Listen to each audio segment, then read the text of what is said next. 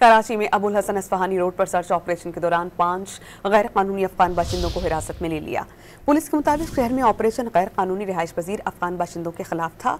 Operation के दौरान 5 गैर कानूनी अफगान बाशिंदों को हिरासत में लेकर सच्चल थाने मुंतकिल कर दिया। कराची में अबुल हसन अस्फहानी रोड पर सर्च ऑपरेशन के दौरान 5 गैर कानूनी अफगान बाशिंदों को हिरासत में ले लिया।